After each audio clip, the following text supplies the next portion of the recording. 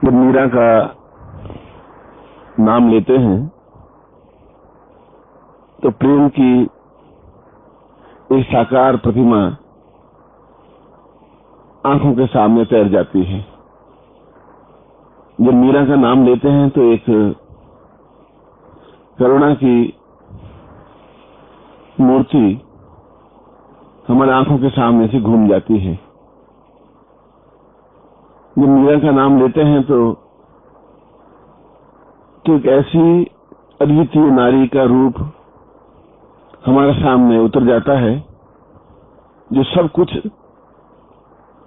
छोड़ छाड़ कर अपने गंतव्य की ओर बढ़ने के लिए प्रेरित है, गतिशील है, निश्चिंत है। और जब मीरा का नाम मैं लेता हूं तो एक ऐसी विद्रोहिणी नारी का रूप मेरे सामने कौंधता है जो खुलेआम समाज के सामने दो टूक और निर्भयता से, निडरता से, हिम्मत और साहस करके साफ साफ शब्दों में अपने ससुर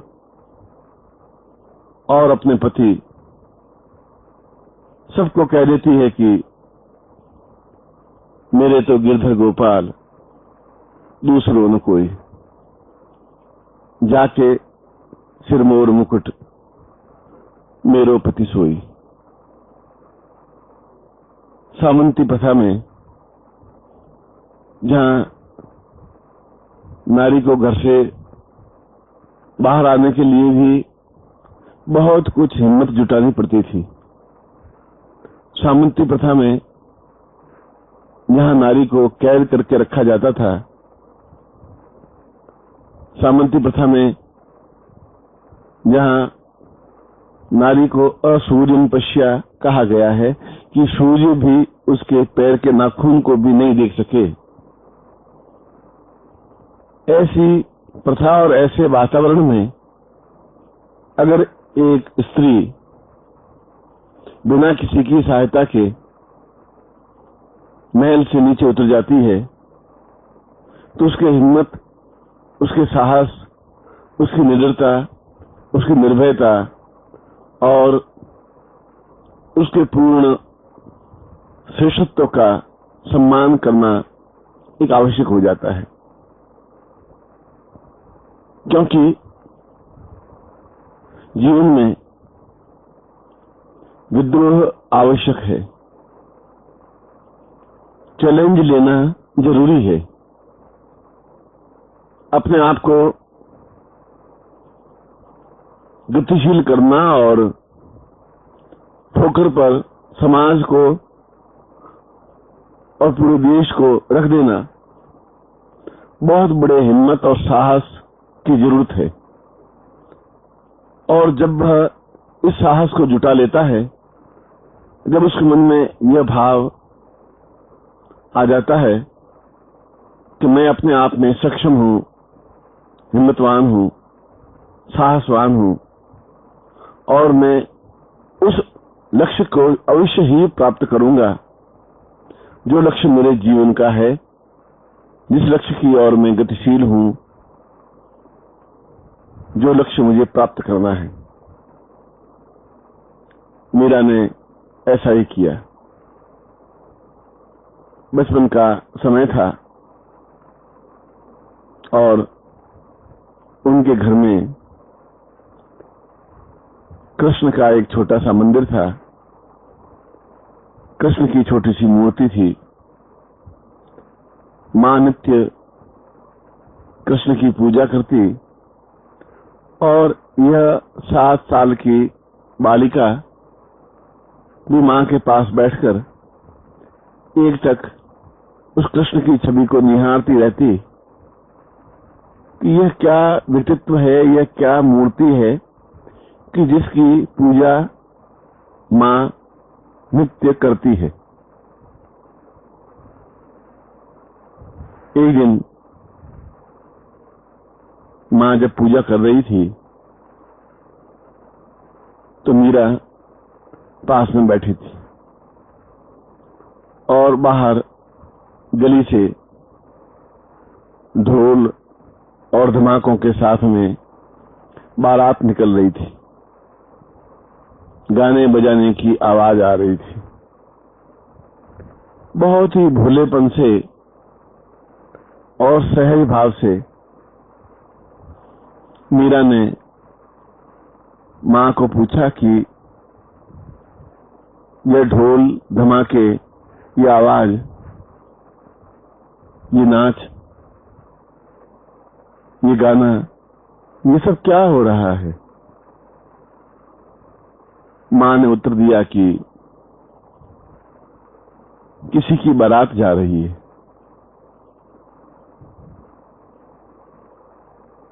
मीरा ने पूछा कि बारात क्या होती है? ये घोड़े पर चढ़ा हुआ लड़का जो सजा हुआ है, जिसके गले में सुंदर मालाएं डाली हुई हैं, तो यह क्या कर रहा है? मां ने उत्तर दिया कि ये शादी कर रहा है और अमुक घर की लड़की ने इसको पति चुन लिया है और इसके साथ उस लड़की का विवाह होने जा रहा है। अत्यंत और तुरंत मीरा के मन में जिज्ञासा उठी और जिज्ञासा के साथ ही साथ प्रश्न उछला कि फिर मेरी शादी कब होगी? मेरा पति फिर कौन सा है, कौन है? मां ने अत्यंत सहज हास्य विनोद के भाव में कह दिया कि तेरे पति तो तेरे सामने बैठे हैं, जिसकी मैं पूजा कर रही हूं, यही तो तेरे पति हैं। और एक खटका सा लगा। मीरा के मन में यह बात अंतस्थल तक घर में बैठ गई, उतर गई और उसी क्षण उस मूर्ति को, उस कृष्ण को अपना पति मान बैठी। और पूरे भारतवर्ष के इतिहास में केवल एक नारी का ही ऐसा रूप प्रतिबिंबित होता है जो विद्रोहिणी तो है, साहसवान भी है, क्षमतावान भी है, धैर्यवान भी है, मगर अपने आराध्य को पति के रूप में स्वीकार करती हुई उसकी पूजा करती है, उसकी आरती उतारती है, उसकी प्रतीक्षा करती है। और उसी दिन से उसने मां को कह दिया कि तूने ठीक कहा, मेरा विवाह हो गया है, आज से यही मेरे पति हैं।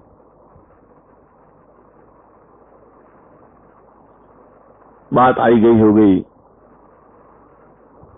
मां पूजा समाप्त करके चली गई और मीरा ठुकुर ठुकुर उस मूर्ति को निहारते रही और निहारते निहारते ऐसा लगा कि जैसे उसके सामने उसके पति खड़े हैं, उसके सामने उसका प्रेमी खड़ा है। प्रेमी उसे आवाज दे रहा है, प्रेमी उसे अपने पास बुला रहा है। ऐसा लग रहा है कि जैसे प्रेमी कह रहा है कि तुम क्यों दूर खड़ी हो, दूर खड़े रहने से क्या फायदा होगा, प्रेम में तो दूरी होती नहीं। प्रेम तो शुद्ध गंगा जल की तरह है जो अत्यंत पवित्र है। प्रेम तो अत्यंत निकटता का भाव है। प्रेम तो प्राणों में प्राण समा जाने की क्रिया है।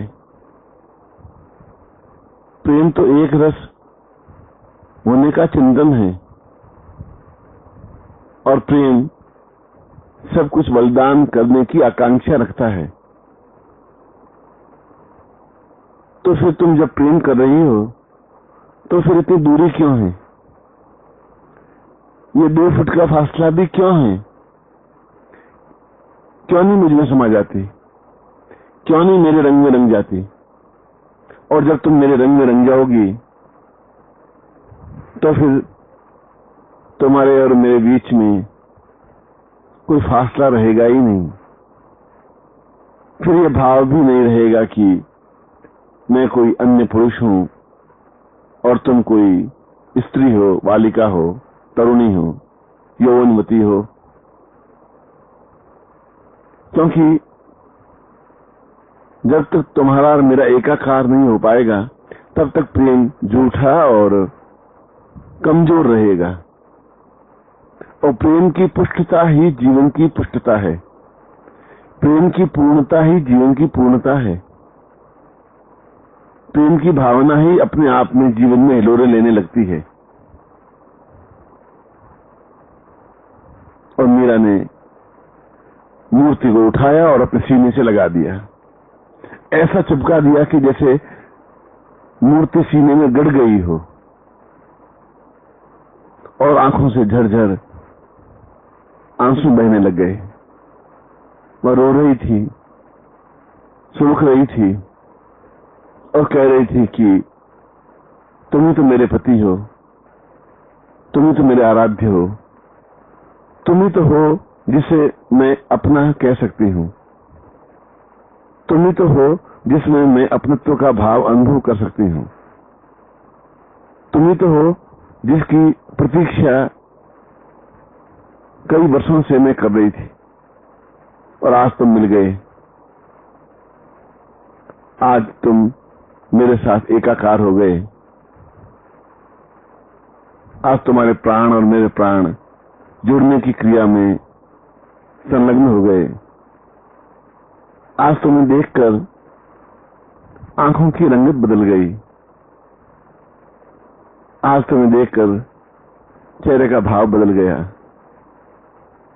आज तुम्हें देखकर मन में कुछ हल्का सा एहसास हुआ, कुछ दर्द सा हुआ, कुछ ऐसा हुआ जो इससे पहले कभी नहीं हुआ था।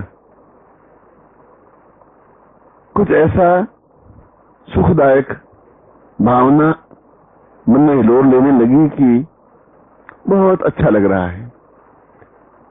ऐसा लग रहा है कि चारों तरफ आनंद ही आनंद बरस रहा है। ऐसा लग रहा है कि चारों तरफ गुलाल उछल रही है। ऐसा लग रहा है कि जैसे पेड़, पौधे और पत्तियां गुनगुना रही हैं। ऐसा लग रहा है कि जैसे मेरे पांव जमीन पर टिक नहीं रहे हैं। ये क्या हो रहा है इसे तो मैं नहीं कह सकती, पर यह बहुत कुछ अच्छा हो रहा है और यह मेरे लिए अत्यंत सुखदायक है। वास्तव में ही प्रेम नारी के जीवन का मूल उत्सर्ग है, मूल कुंजी है, नारित्व है, उसके जीवन का निर्माण है। नारी तब तक पूर्ण हो ही नहीं सकती जब तक उसमें प्रेम नहीं हो सकता।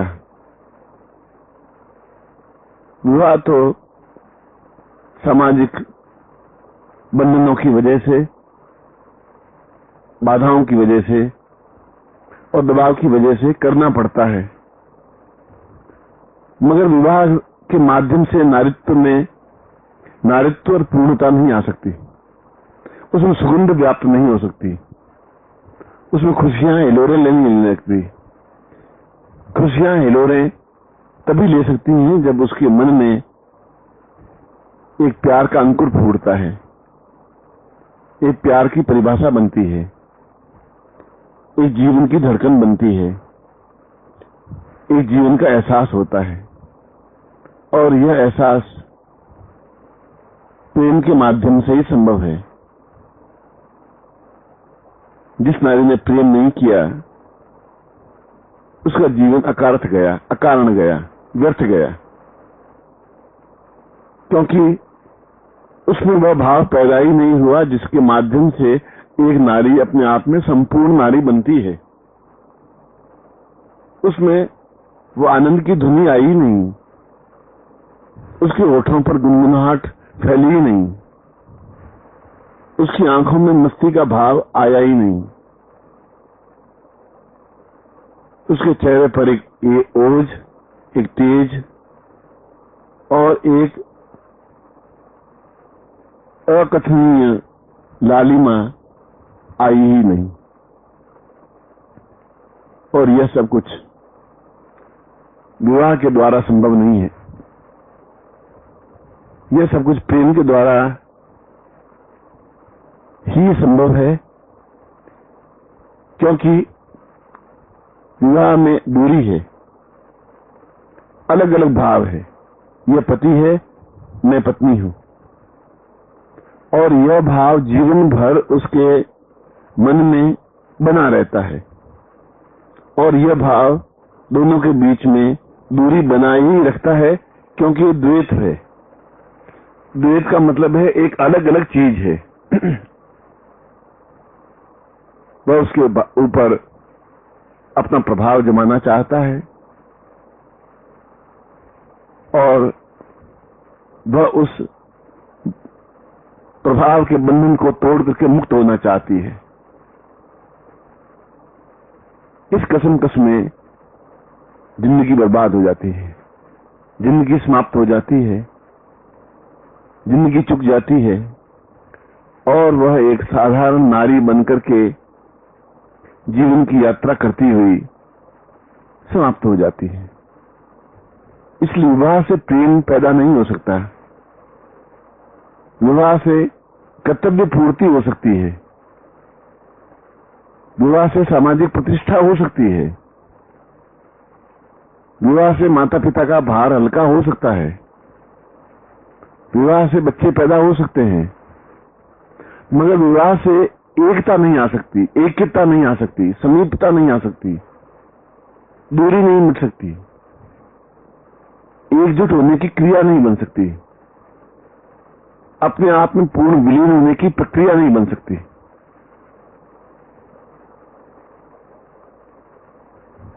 और यह प्रक्रिया 5 साल की अवस्था में भी हो सकती है, 10 साल की अवस्था में भी हो सकती है, 20 साल की अवस्था में भी हो सकती है, और 40 साल की अवस्था में भी हो सकती है। विवाह से पहले भी हो सकती है, विवाह के बाद भी हो सकती है, क्योंकि प्रेम का अंकुर तो कब फूट जाएगा कुछ पता नहीं। जब भी धरती हल्की, अच्छी, उपजाऊ मिली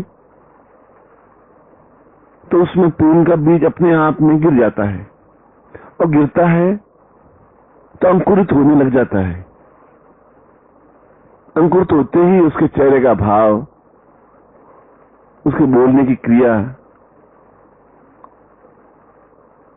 और उसके प्रति उसकी आंखों में एक लज्जा, एक मधुरता, एक मुस्कुराहट, एक छलछलाहट अपने आप आ जाती है। और अगर यह जीवन में नहीं आ पाई, यदि नारी के जीवन में प्रेम जैसी चीज नहीं बन पाई, तो नारी तो केवल एक वासना की पुतली बन के रह जाती है। पुरुष केवल उसका उपयोग करता है, उसकी चमड़ी का, उसके मांस का, उसके हाड़ मांस अस्थियों का, उसकी सुंदरता का, उसके यौवन का, उसकी तरुणाई का, और उसका केवल ऊपरी शरीर का वह उपयोग करता है। वह पति उसके प्राणों को स्पंदन नहीं कर सकता, वह पति उसके प्राणों में चेतना पैदा नहीं कर सकता, वह पति उसके अंदर वह भाव पैदा नहीं कर सकता जिसे प्रेम कहते हैं, जिसे प्यार कहते हैं, जिसमें ऊष्मा कहते हैं, जिसमें एकाकार होने की क्रिया कहते हैं, जिसमें सब कुछ फना कर देने की भावना होती है। वह पति अपनी पत्नी में पैदा कर ही नहीं सकता, संभव नहीं है, क्योंकि इन दोनों के बीच में गैप है, एक अंतर है, एक हावी होने की क्रिया है, आक्रमण करने की भावना है। पति चाहता है कि यह केवल मेरी ही बनी रहे और जब भी मैं चाहूं इसका उपयोग करूं, और पत्नी की कल्पना एक अलग होती है, स्त्री की कल्पना एक अलग होती है कि प्यार क्या है। जो लाखों कवियों ने प्यार के ऊपर इतना लिखा है, करोड़ों कविताएं लिखी गई हैं, चाहे किसी भी भाषा का कोई भी साहित्य हो, उसमें प्रेम की व्याख्या इतने विस्तार से की गई है। तो फिर ये प्रेम क्या है, ये कैसे प्राप्त करूं? और जब तक ये प्राप्त होगा नहीं, तब तक जीवन का कुछ अर्थ भी नहीं है, तब तक जीवन का कुछ चिंतन भी नहीं है। मगर वह कुछ कर नहीं सकती, क्योंकि वह छटपटाती रहती है, विवश हो जाती है, अपने आप में बंधन युक्त एहसास करने लगती है। वह चाहते हुए भी हिम्मत करके बाहर नहीं निकल पाती, साहस नहीं जुटा पाती, और जब ऐसा नहीं कर पाती तो फिर प्रेम भी नहीं कर पाती। मेरे कहने का तात्पर्य यह नहीं है कि पति से प्रेम हो ही नहीं सकता। पति से प्रेम स्वार्थमय होता है, वासनामय होता है। जहां स्वार्थ और वासना है, वहां प्रेम अपने आप में गंदला है, मैला है। जहां प्रेम बिना स्वार्थ के, बिना किसी इच्छा के, बिना किसी लेन देन के होता है, वो सही अर्थों में स्वच्छ और पवित्र प्यार है, पवित्र प्रेम है। वह एक बहता हुआ झरना है, वो निरभ्र आकाश है जहां उन्मुक्त विचरण करने की क्रिया है। वह अगाध समुद्र है जहां पर निरंतर तैरते रहने की एक भावना है। वह एक मानसरोवर है जिसमें डूब करके पूर्ण पवित्र होने की एक क्रियमाणिता है। और जब ऐसा होता है, तब उसके हृदय में एक नई स्पंदन सी अनुभव होने लगती है, एक नई चेतना पैदा होने लगती है, एक नई भावना पैदा होने लगती है, एक नई आवाज अंदर से आती है। आवाज आती है कि तुम अधूरी हो, तुम लक्ष्यहीन हो, तुम दिशाहीन हो, तुम भ्रमित हो, तुम्हारे ऊपर दबाव है और तुम दबाव स्वीकार करती हुई चल रही हो। तुम बंधनों से बंधी हुई हो और उन बेड़ियों में जकड़ी हुई तुम आगे नहीं बढ़ पा रही हो, और नहीं बढ़ पा रही हो तो तुम प्रेम भी नहीं कर पा रही हो। और अगर तुम प्रेम भी नहीं कर पा रही हो तो फिर तुम्हारे जीवन का कुछ अर्थ भी नहीं रहा, फिर तुम्हारे जीवन का कोई प्रयोजन भी नहीं रहा, फिर तुम्हारे जीवन का कोई लक्ष्य भी नहीं रहा। वह जीवन तो एक भार ढोने के समान है, सिर पर गठरी उठाए हुए गतिशील हैं, और इस गृहस्थ के रास्ते पर चलते चलते एक दिन समाप्त हो जाएंगे। परंतु असली हीरा खो जाएगा। कंकरों से तो तुम्हारी झोली भर जाएगी, पर बहुमूल्य रत्न तुम्हारी झोली से निकल जाएंगे। तुम्हारे पास धन, दौलत, मकान, वैभव, बच्चे, पति तो प्राप्त हो जाएगा, पर जीवन का स्फुरण, जीवन का आनंद, जीवन की चेतना, जीवन की धड़कन, जीवन की श्रेष्ठता रह जाएगी। और एक समय आएगा जब तुम्हारे पास पछताने के अलावा कुछ नहीं रहेगा, हाथ मलने के अलावा कुछ नहीं रहेगा। तुम सोचोगी और तुम एहसास करोगे कि वास्तव में मैं समुद्र के किनारे बैठी बैठी घोंगे चुनती रही, सीपियां चुनती रही, डुबकी नहीं लगाई। मोतियों से अपनी झोली नहीं भरी, हीरे जवाहरातों से अपने आप को सजाया नहीं। एक तरह से जो कुछ मुझे प्राप्त करना चाहिए था वह मैं प्राप्त नहीं कर पाई। जो कुछ प्राप्त हुआ वो अनायास हो गया, अकारण हो गया क्योंकि ये परिपाटी तो सैकड़ों हजारों वर्षों से चली आ रही है और मैं भी उसी लकीर की फकीर बनकर के गतिशील होती रही। और जो कुछ मेरे पास होना चाहिए था वह नहीं हुआ, जो कुछ नहीं होना चाहिए था वह मेरे पास रह गया। और अब मेरे पास पछताने के अलावा कुछ नहीं है। अब मेरे पास पश्चाताप करने के अलावा कुछ नहीं है। और यह उसकी कांति को मिटा देता है, उसके चेहरे की तेजस्विता को मिटा देता है, उसके चेहरे की गुलाबीपन को समाप्त कर देता है, उसके होठों की मुस्कुराहट को कड़वाहट में बदल देता है, उसकी आंखों की चमक को समाप्त कर देता है, उसके हृदय में एक आर्तनाद पैदा कर लेता है और उसका सारा जीवन, उसका प्रत्येक क्षण भारमय होने लग जाता है, बंधनमय होने लग जाता है। और उस समय वह जितना ही ज्यादा बंधनों को तोड़ने की कोशिश करती है, समाज का उतना ही ज्यादा प्रहार उसको झेलना पड़ता है और उस प्रहार के आगे वह विवश हो जाती है, वह अपने आप में छटपटाने लग जाती है, वह फड़फड़ाने लग जाती है।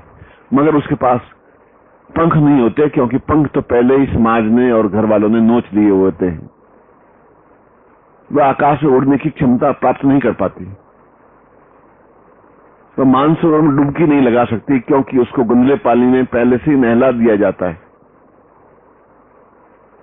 उस मानसरोवर के शुद्ध और स्वच्छ निर्मल जल में अवगाहन करने की क्रिया समाप्त हो जाती है, वह बहुत दूरी बन जाती है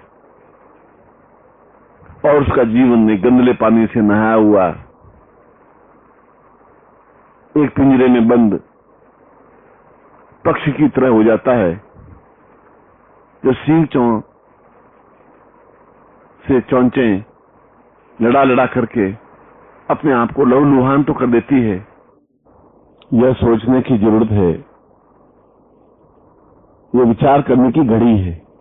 और जैसा कि मैंने बताया कि प्रेम की कोई उम्र नहीं होती, प्रेम का कोई क्षण नहीं होता, प्रेम का कोई समय नहीं होता, प्रेम करने के लिए कोई मुहूर्त की आवश्यकता नहीं होती, किसी पंडित को पूछने की जरूरत नहीं होती।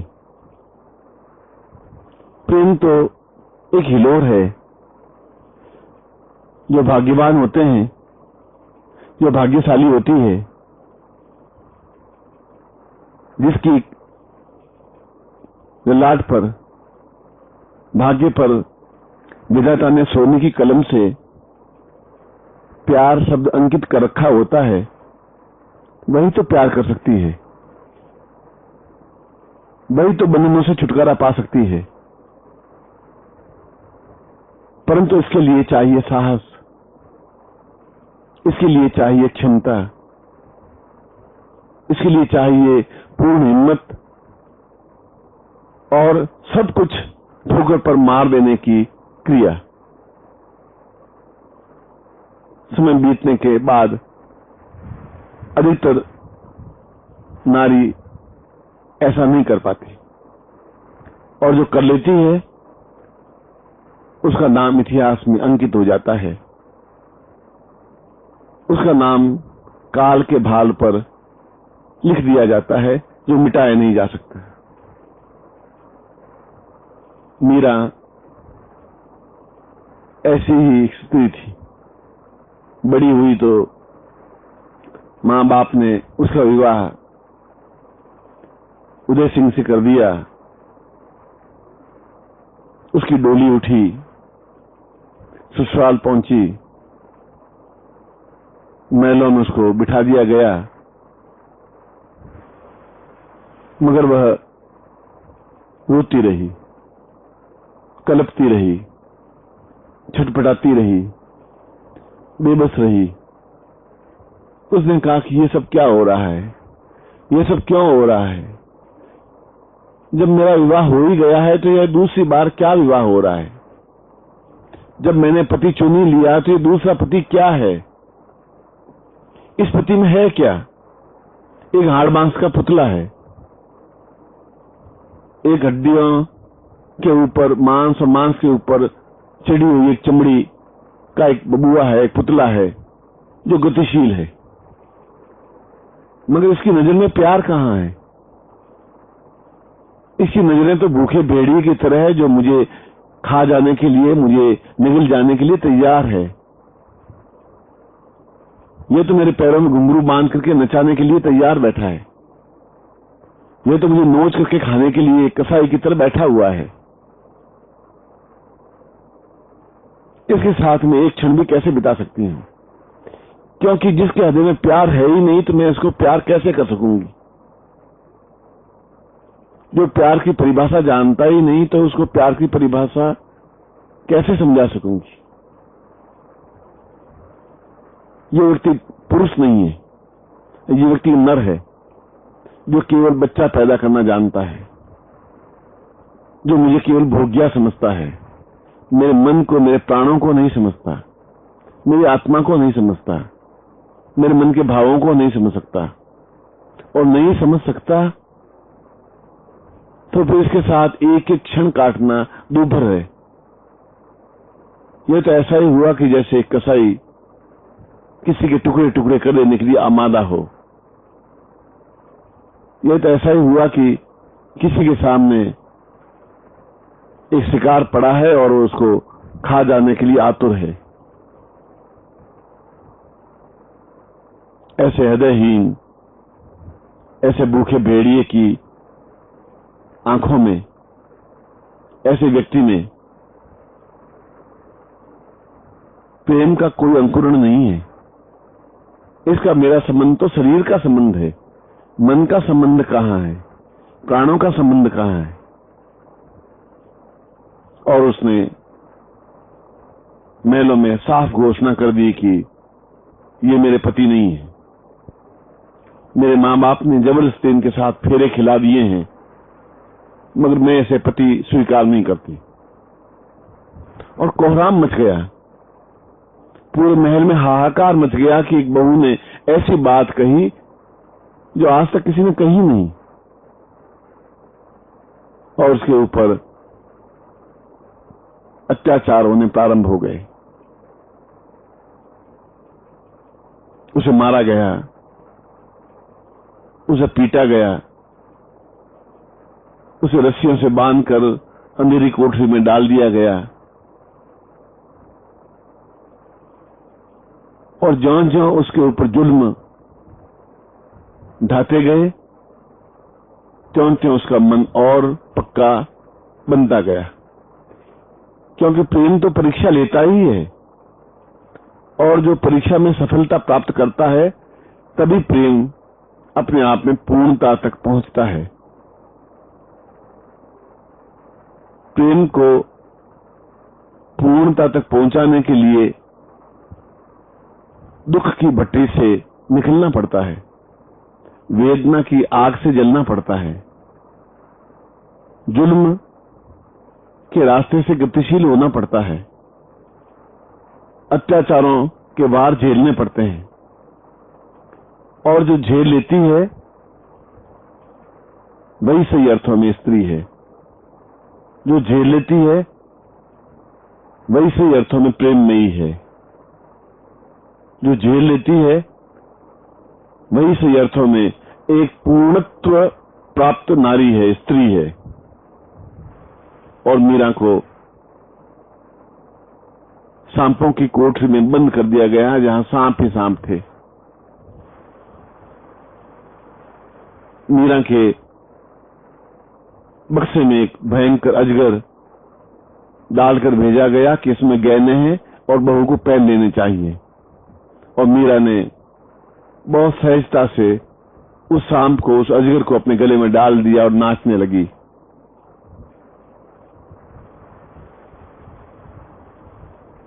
वे मीरा को मुठिया मेट कर देना चाहते हैं, मगर आज तक संसार में प्रेम को मिटा कौन सका है? प्रेम को कोई मिटा ही नहीं सकता। मृत्यु भी उसको समाप्त नहीं कर सकती। काल का प्रहार भी प्रेम को लहूलुहान नहीं कर सकता, समाप्त नहीं कर सकता।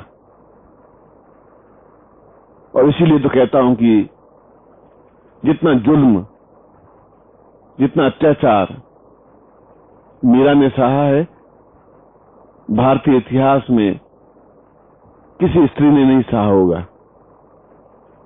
कटोरे में भरकर उसे जहर का प्याला दिया गया और उसने बिना हिचकिचाए उस प्याले को अपने होठों से लगा दिया और गट गट एक ही क्षण में पी गई,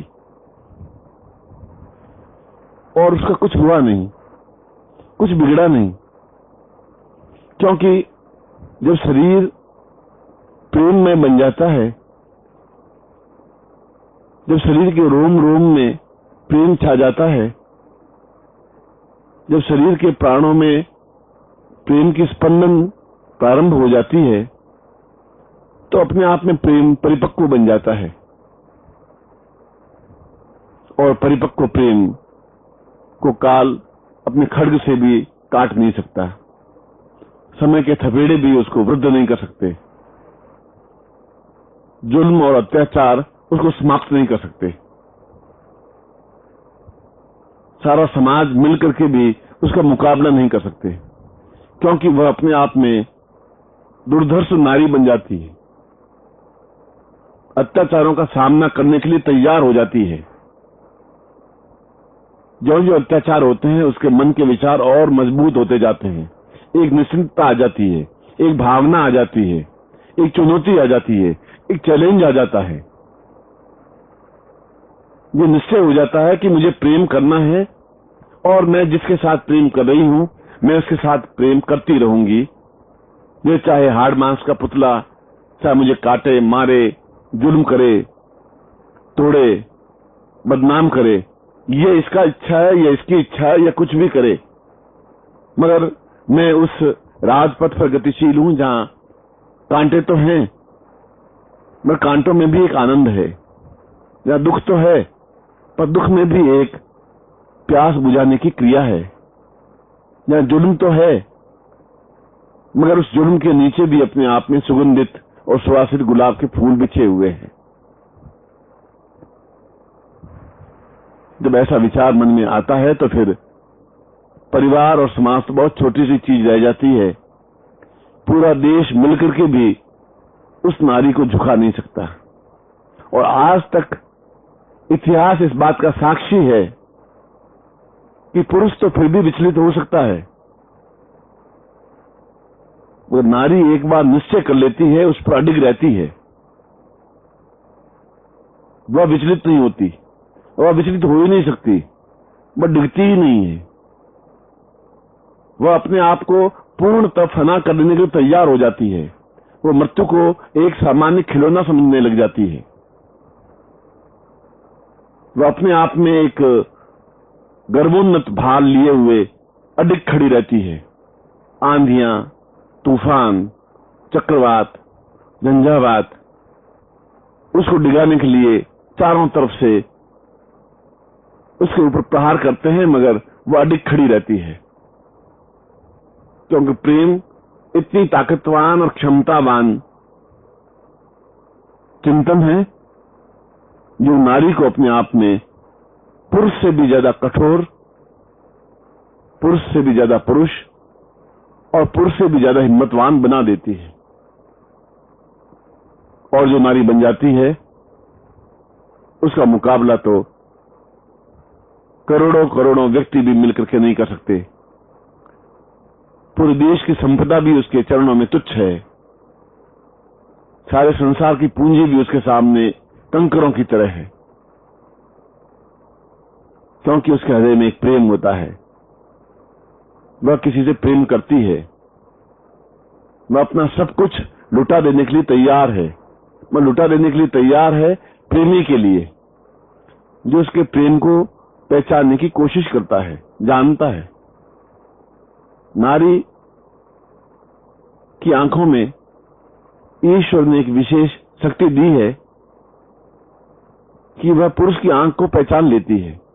यह आंख वासनामय है, यह आंख छलमय है, यह आंख धोखे से युक्त है, यह आंख मेरा भोग करना चाहता है, यह आंख मुझे समाप्त करने की क्रिया करना चाहता है, यह आंख स्वार्थमय है। यह क्या है, नारी एक क्षण में भांप जाती है और ऐसे पुरुष से वह प्यार नहीं करती। वह उस पुरुष से प्यार करती है जिसका अपना स्वयं का एक व्यक्तित्व होता है, जिसका एक पौरुष होता है, जिसका अपने आप में एक अलग व्यक्तित्व होता है, जिसकी चाल एक अलग ढंग की होती है, जिसके चेहरे के भाव एक अलग ढंग के होते हैं, जिसका पौरुष अपने आप में अभिनंदनीय होता है और उसकी चाल ढाल, उसकी बातचीत करने का तरीका, उसकी आंखें, उसका चेहरा और उसका सारा शरीर और शरीर की सौष्ठवता नारी की आंख से छिप नहीं सकती। वह समझ जाती है कि यह सही अर्थों में पुरुष है, यह अपने आप में पूर्ण है,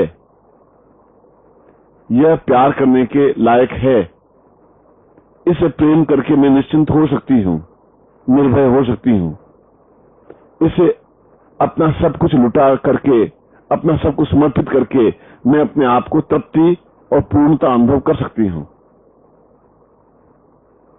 ऐसे ही व्यक्ति पुरुष कहलाते हैं।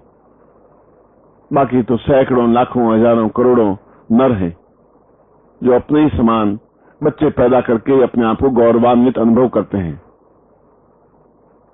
व्यक्तित्ववान, पौरुषवान व्यक्ति बच्चे पैदा करके गौरवान्वित अनुभव नहीं करते। एक कर्तव्य अलग बात है, मगर वह अपनी पर्सनैलिटी का, अपने व्यक्तित्व का पूरा ध्यान रखता है और ऐसे व्यक्तित्व पर नारी रीझ जाती है। ऐसे व्यक्तित्व पर नारी अपने आप में एहसास करने लग जाती है कि यह एक हटकर के व्यक्तित्व है, हटकर के पुरुष है। यह एक ऐसा पुरुष है जिस पर मैं निश्चिंतता के साथ में पूरे जीवन को व्यतीत कर सकती हूं। एक ऐसा व्यक्तित्व है जो अपने आप में संपूर्णता समेटे हुए है, क्योंकि उसकी आंखों में एक उच्चता का भाव है, क्योंकि उसके चेहरे पर एक तेजस्विता है, क्योंकि इसके पास एक ऐसी पूंजी है जो अन्य पुरुषों के पास नहीं है। और ऐसे व्यक्तित्व लाखों में एक या दो होंगे, झुंड के झुंड नहीं हो सकते। और जब नारी ऐसे व्यक्तित्व से प्रणय करने लग जाती है, प्रेम करने लग जाती है, तो वह चाहे विवाहिता हो चाहे अविवाहिता हो, चाहे मनु की मर्यादा क्या कहती है और क्या नहीं कहती है, वह इस बात की चिंता नहीं करती। समाज क्या कहता है क्या नहीं कहता है, इस बात की भी वो चिंता नहीं करती। ये सब कुछ उसके सामने बेमानी हो जाते हैं। उसका तो एक ही भाव, एक ही लक्ष्य होता है कि इस व्यक्तित्व से मुझे प्रणय करना है, और वह प्रणय करना नहीं है, वो प्रणय तो अपने आप हो जाता है और प्रेम अपने आप हो जाता है। वह अपने आप में चुंबकीय शक्ति है, दोनों को अपने आप में परस्पर जोड़ देती है। और ये जोड़ देने की क्रिया, संयुक्त कर देने की क्रिया, एकाकार कर देने की क्रिया प्रेम कहलाती है।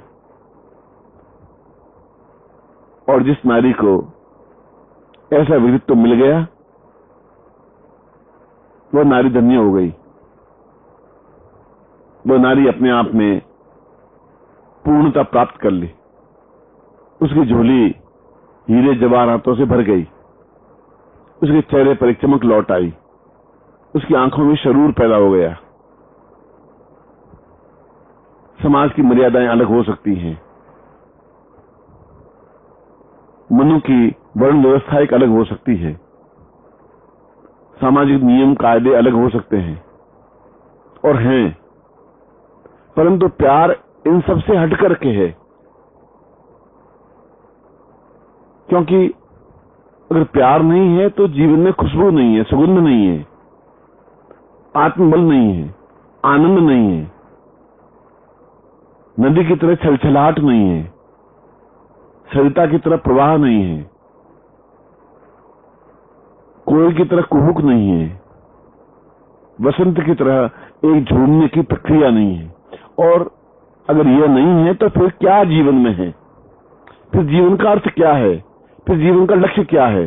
फिर जीवन का चिंतन क्या है? क्या पैदा होना और शादी करना और बच्चे पैदा करना और समाप्त हो जाना यह जीवन है? या घूंघट डाल करके और समाज के सामने घूमना यह जीवन है? क्या उस पुरुष का बाहां पकड़ करके सभा सोसाइटी में जाना जीवन है? अनचाहे उसको पति कहना और उसकी दासी बनकर के रहना यह जीवन है? यह सामाजिक जीवन है। ये उसके अंतःस्थल का जीवन नहीं है, ये उसके अंतःकरण का जीवन नहीं है, ये उसके जीवन की धड़कन नहीं है, ये उसके जीवन की चेतना नहीं है, ये उसके जीवन का स्पंदन नहीं है। और नहीं है तो वह अपने आप में स्त्री हो भी नहीं सकती। वह अपने आप में एक भोग्या है जिसको कोई भी भोग ले। वह अपने आप में एक वस्तु है, एक सामग्री है जिसे हम खरीद करके लाए हैं, ढोल धमाके बजा करके लाए हैं और घर के कोने में सजा करके रख दिया है। जब तक एहसास है तब तक हम उसका उपयोग करते रहते हैं और जब देखते हैं कि अब इसमें कुछ नहीं बचा है तो उसके कोने में फेंक दिया जाता है, उसकी परवाह नहीं की जाती और वह अपने आप में उपेक्षित महसूस करने लग जाती है, अधूरापन महसूस करने लग जाती है और उसका नारीत्व, उसका सौंदर्य अपने आप में समाप्त हो जाता है। और वह उस समय जब उसके समाज या घर वाले या पति एक तरफ फेंक देते हैं, उपेक्षित कर देते हैं, वह छलछलाहट जब नहीं होती, जब ऊष्मा नहीं होती, जब सामीप्यता नहीं होती, तो हाथ मलती हुई रह जाती। इसीलिए प्रभु ने नारी को ही सर्वांग पूर्ण बनाया है, नारी को ही प्रेममय कहा है, नारी को ही जीवन की धड़कन कहा है, क्योंकि वह प्रेम के लिए अनंत काल तक प्रेम की प्रतीक्षा कर सकती है। प्रेमी की सामीप्यता पाने के लिए कई कई वर्ष बिता सकती है। प्रेमी को पाने के लिए सब कुछ दांव पर लगा सकती है। प्रेमी से एकाकार होने के लिए वह सब कुछ अपने आप को फना कर देने में तत्पर रहती है,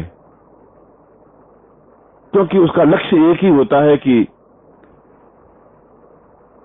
मैं हूं और इस संसार में एक प्रेमी है जो मेरा है और केवल मेरा है, मेरे हृदय की धड़कन है, मेरे हृदय की चेतना है।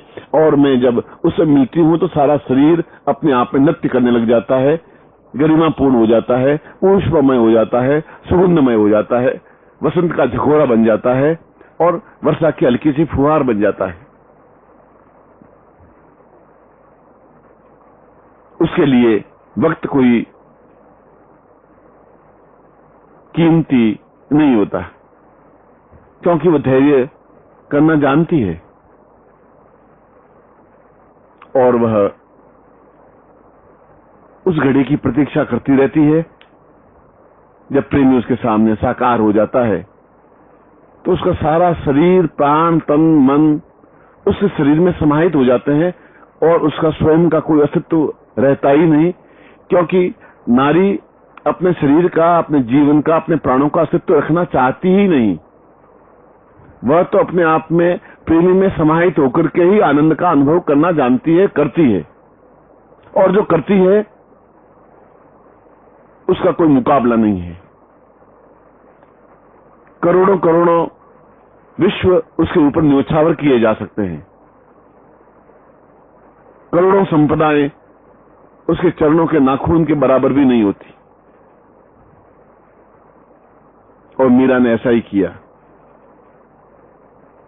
जब अत्याचार की पराकाष्ठा हो गई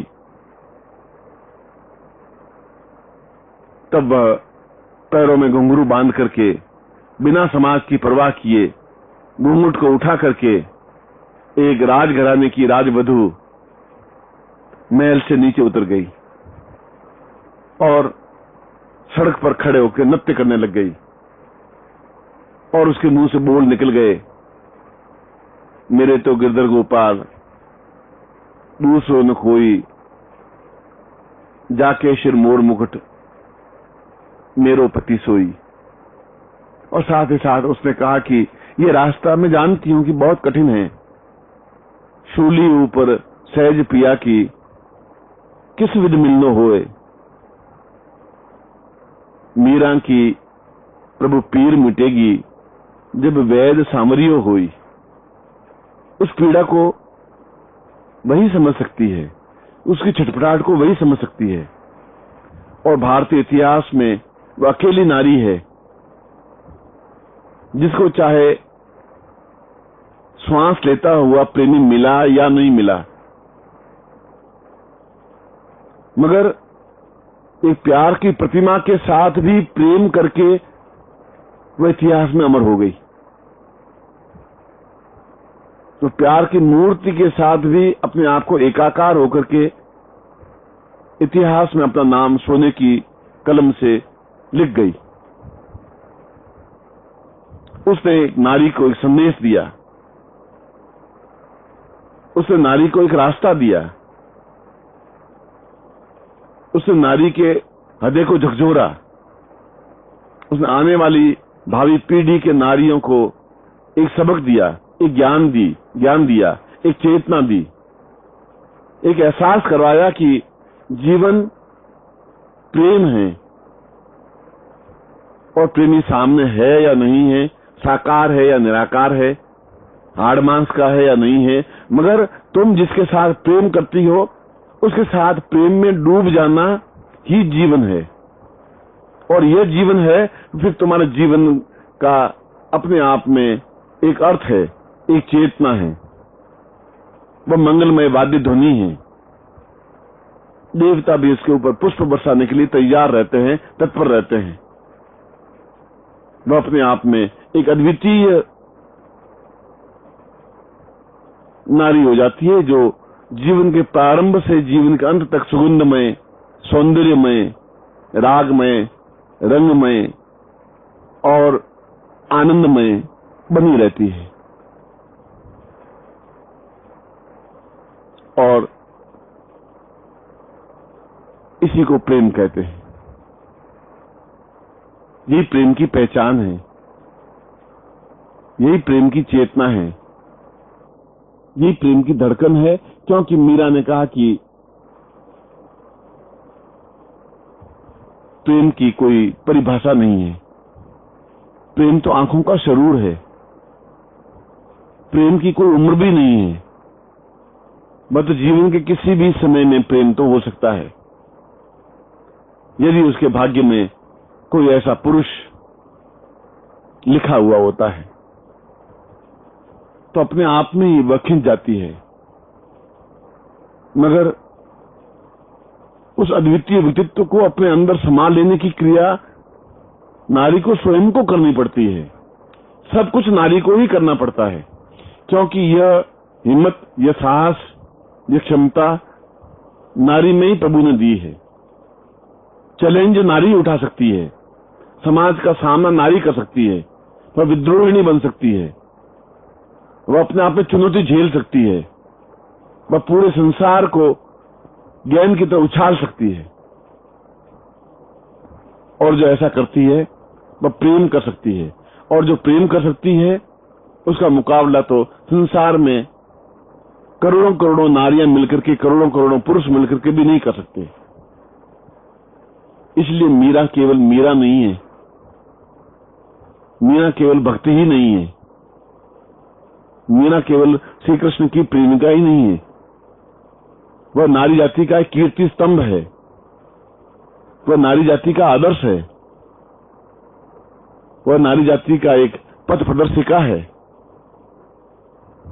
उसने अपने कार्यों से, अपने व्यवहार से, अपने जीवन की घटनाओं से साफ और दो टूक शब्दों में, स्पष्ट रूप में वह दृश्य उन नारियों के सामने रख दिया कि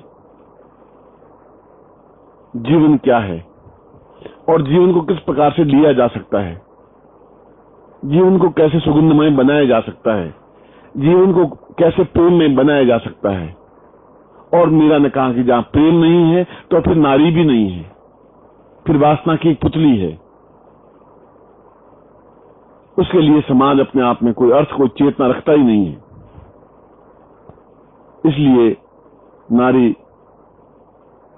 इसलिए मीरा अभिनंदनीय है। इसलिए मीरा सर्वोच्च शिखर पर बैठी हुई वह देवी है जिसे सारा संसार नतमस्तक है। और ऐसी मीरा अपने आप में अद्वितीय है और प्रत्येक नारी मीरा बने, यही प्रेम का अपने आप में अद्वितीय पुरस्कार है, अपने आप में सौगात है, अपने आप में संपूर्णता है।